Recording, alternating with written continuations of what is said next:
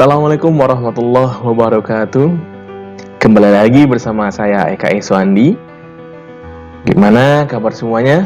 Teman-teman semuanya, semoga saat menyaksikan video ini dalam keadaan sehat walafiat. Amin ya robbal alamin.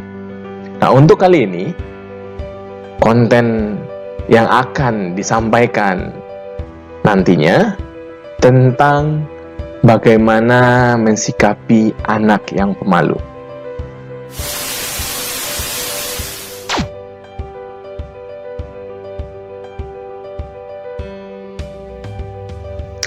Anak pemalu. Ibu Heni sangat terpesona dengan Dendi, anak tetangganya yang baru berumur 3 tahun. Dendi adalah seorang anak yang penuh percaya diri, riang, dan lincah. Tidak pernah takut bertanya kepada orang yang baru dikenalnya. Kondisi tersebut sangat kontras dengan anaknya yang bernama Adi, sama-sama berumur 3 tahun. Setiap kali bertemu dengan orang baru, Adi selalu ingin terus-menerus berada dekat orang tuanya, menyembunyikan diri di balik rok ibunya. Tidak mau diajak bicara dan tidak mau melakukan kontak mata. Situasi ini sangat membingungkan Ibu Heni dan tidak jarang ia menjadi malu dan sedikit jengkel dengan perilaku anaknya. Nah, apakah Anda ataupun teman-teman mengalami hal yang sama dengan Ibu Heni? Jika iya, apa yang sebaiknya dilakukan orang tua untuk meningkatkan rasa percaya diri pada anak, sehingga sifat pemalu pada anak lambat laun menjadi hilang? Lalu, apa dampaknya jika anak tidak kunjung memperoleh rasa percaya diri? Inilah yang akan kita bahas.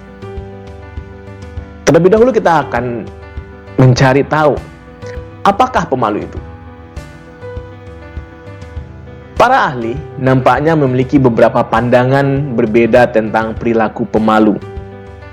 Ada ahli yang mengatakan bahwa pemalu adalah suatu sifat bawaan dari lahir.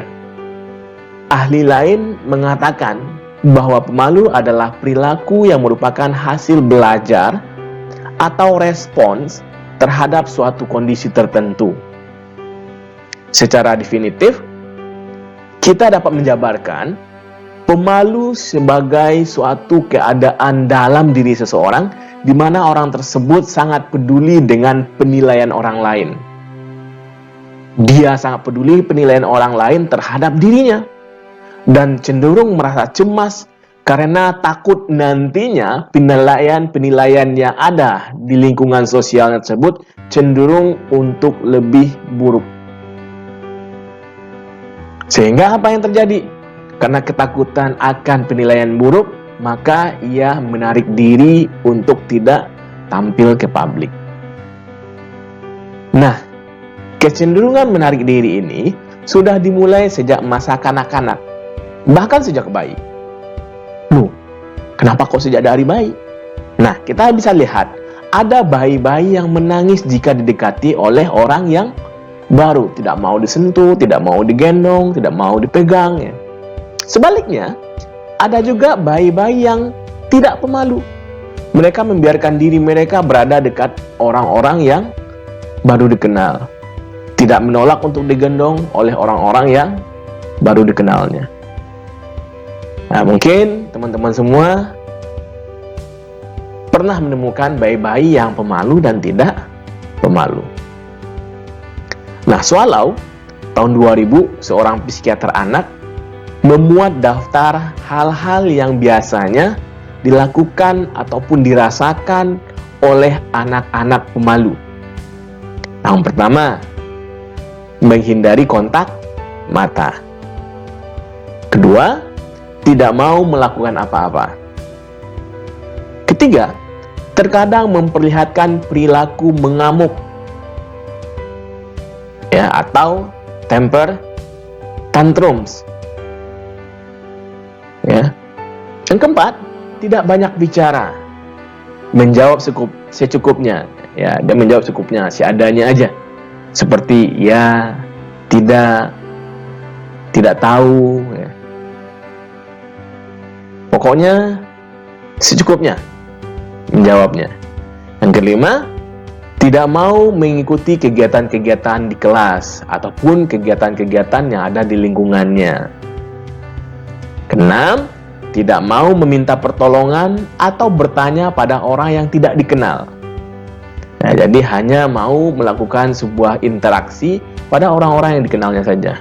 Dan itu pun sangat terbatas. Yang ketujuh, mengalami demam panggung. Ya. Nervous, pipi memerah, tangan berkeringat, bibir terasa kering di saat-saat tertentu. Ya. Yang kedelapan, menggunakan alasan sakit agar tidak perlu berhubungan dengan orang lain. Misalnya, agar tidak perlu pergi ke sekolah. Wah, sakit perut, sakit kepala, dan lain-lainnya. Ya. Atau ketika diajak untuk melakukan sebuah kegiatan-kegiatan yang ada di kelas, di sekolah, ataupun di lingkungan bermainnya, ya cenderung lebih banyak alasannya. Ya. Kemudian selanjutnya, yang kesembilan, mengalami psikosomatis. Ya. 10, merasa tidak ada yang menyukainya. Ya, itulah 10 poin yang sudah di-list, ya, yang sudah dibuat daftar-daftarnya oleh seorang psikiater bernama Swallow tahun 2000. Oke, teman-teman semuanya. Nah, sekarang kita akan lihat lagi, kira-kira dampak sifat pemalu itu seperti apa? Ya. Pada dasarnya pemalu bukanlah hal yang menjadi masalah yang perlu dibesar-besarkan. Dan sudah pasti bahwa merupakan abnormalitas. Tetapi, masalah justru bisa muncul akibat sifat pemalu. Peribahasa pernah kita dengar mungkin ya, malu bertanya sesat di jalan. Artinya apa? Ini menggambarkan secara tepat masalah yang muncul karena merasa malu yang ada dalam diri seseorang. Misalnya, ketika berada di rumah teman ataupun di rumah tetangga, ya, ingin buang air kecil, tapi malu minta izin. Tapi malu untuk pergi ke belakang ataupun pergi ke toilet. Sehingga apa yang terjadi? Dia menahan keinginannya untuk buang air kecil. Yang akhirnya berakibat apa? Si anak malah ngompol, ya, mungkin gitu. Atau bahkan si anak malah karena menahan rasa ingin buang air kecil, akhirnya tidak bisa beraktivitas lebih baik lagi. Nah, rata-rata seperti itu ya. Kemudian selanjutnya, pemalu juga dapat menjadi masalah jika sifat ini menyebabkan potensi anak menjadi terkubur dan anak tidak berkembang secara optimal sesuai dengan potensinya. Misalnya, anak yang punya suara bagus dan berbakat menyanyi, tapi merasa malu untuk mengasah bakatnya untuk ikut les, ikut vokal grup gitu ya. Kemudian ikut lomba-lomba. Maka suara indahnya akan tersimpan sia-sia dan tidak akan bertambah indah. Kenapa? Karena tidak terus dilatih dan tidak terus ditampilkan. Jika suara ataupun sering mengikuti lomba-lomba, maka secara tidak langsung akan menjadi inspiratif, akan menjadi sebuah perbandingan dengan teman-teman yang lain. Wah, ternyata saya harus seperti ini ya olah vokalnya. Ternyata tekniknya seperti ini ya. Jadi seperti itu. Karena jarang nampil. Nah, itu pengaruhnya. Atau di kelas, si anak ternyata dia pintar, tapi orang lain tidak mengetahui kepintarannya. Kenapa? Karena ketika guru bertanya di kelas, siapa yang tahu? Dia diam aja. Padahal dia tahu jawabannya. Nah, seperti itulah kira-kira gambarannya, pengaruh-pengaruhnya. Dan selanjutnya, apa yang sebaliknya dilakukan oleh orang tua? Apa kira-kira yang dilakukan oleh orang tua?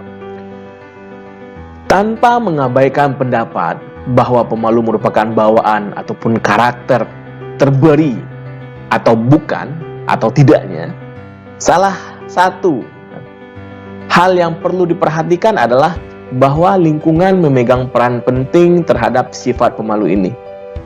Anak akan semakin pemalu ataukah justru dapat mengatasi sifat pemalu ini tergantung dari apakah lingkungannya ataupun orang tuanya terus-menerus melindungi anak pemalu atau mendorongnya untuk mau menghadapi dunia luar sehingga si anak akan lebih percaya diri. Kalau orang tua dari awal sudah mengetahui anaknya pemalu dan ingin mendorongnya agar mampu mengatasi rasa malu tersebut, maka sebaiknya dari awal itulah usaha orang tua untuk tetap mendorong anaknya melakukan aktivitas-aktivitas yang bersentuhan dengan teman-teman ataupun lingkungan luar. Orang tua sebaiknya mendorong anak untuk berani keluar menghadapi dunia luar, sehingga dia akan menjadi percaya diri. Mendorong seorang anak pemalu untuk berani menghadapi dunia luar tidak bisa dilakukan secara tiba-tiba. Harus step by step.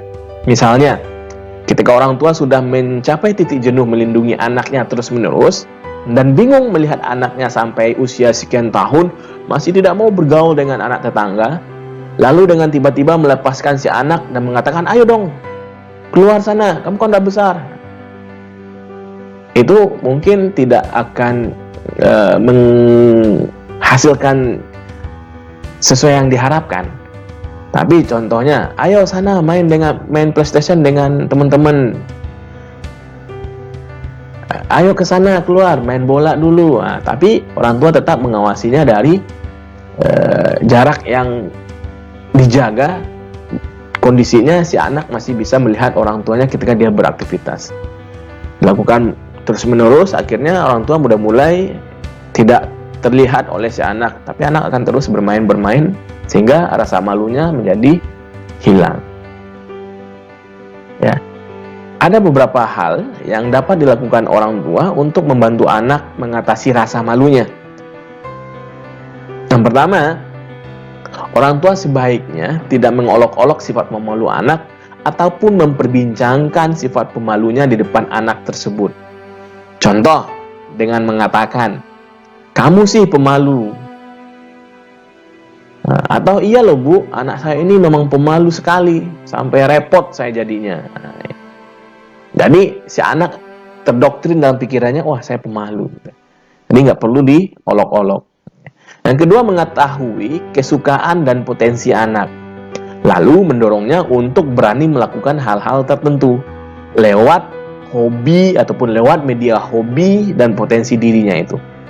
Misal, anak suka main mobil-mobilan nih.